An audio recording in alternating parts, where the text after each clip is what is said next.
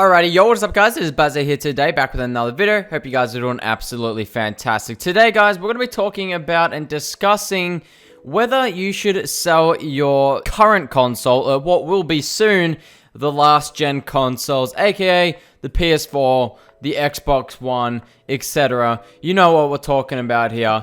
And yeah, we're going to be talking about if you should sell them, if it's a good idea. I'm going to tell you some personal experiences I've gone through from the PS2 to PS4 and just some other stuff that you should take into account, because it is honestly not a stupid idea to sell your PS4, and in some circumstances for some of you it might actually be a good idea, considering the PS4 is going to have many games being backwards compatible. Same goes for the Xbox Series X. So yeah, that is what we're going to be talking about in today's video.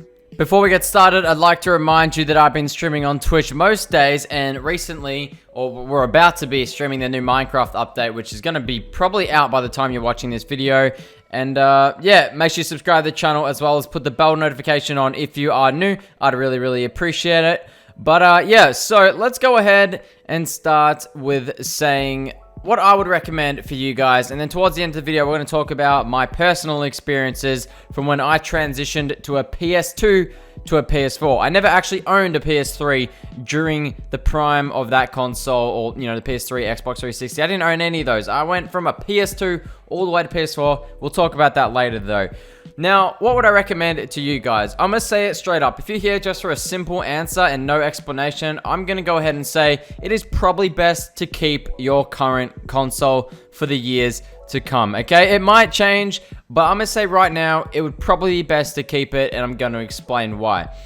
First of all, we do know that most games for the PS4 are going to be backwards compatible, and hopefully at one point they all will be. So that serves a sort of point that you may be asking yourself, well, if all games are going to be backwards compatible, why would I need my PS4 when I can go on my PS5, download them from the store?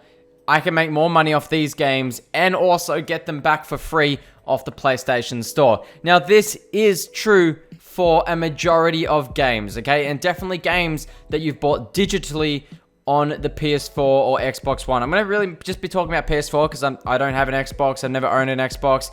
I'm pretty sure you can do the same thing for Xbox when it comes to digital purchases. But for the sake of this video, I'm going to talk about PS4 because that's what I actually know about. So yeah, you know, you will be able to go ahead and purchase your games online, okay? It's going to be happening. Most games have already, you know, come out and say, yes, you will be able to go ahead and purchase this from the store on your PS5 to download the game. Cyberpunk just announced it. If you purchase Cyberpunk on PS4, you will be able to go ahead and download it digitally on the PS5 with no additional costs, okay? So that is, you know, might be something you're thinking, okay, Buzzer, sounds like I should sell my PS4 because I'm not going to need it, because I'll be able to play my PS4 games on my PS5. And that is a valid point, but you also need to consider some disc games that you may already own for the PS4 may require you to put them inside the PS5 to actually start that download if it's a game you didn't actually buy digitally, okay? So Fortnite, Warzone, any game that you bought digitally, you can go ahead, sign into your PlayStation Network account and download those straight away. But if it's a game, for example, for me, I've got Red Dead Redemption. That is not a digital purchase. I got that with a disc, okay? So I would assume, okay, that you'd have to go ahead, put that disc in the PS5 to start the download, and it would work perfectly. That's how I think it's going to work, but it may be differently. If the PlayStation Network recognizes that you've played the game on PS4, it may allow you to digitally purchase it for free. I'm not too sure. I'm going to hope that that's the answer, but we really don't know. So I would say the safer option right now is to keep your last gen consoles, because it may allow for, or you might need it to actually go ahead and use those games. I would definitely recommend keeping your games, to make that clear.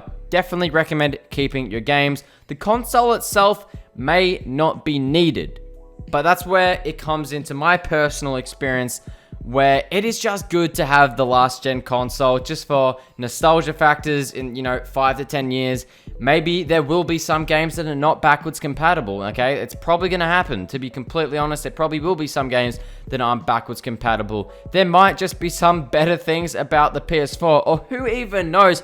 We could have a Last of Us situation on our hands, and I hope not.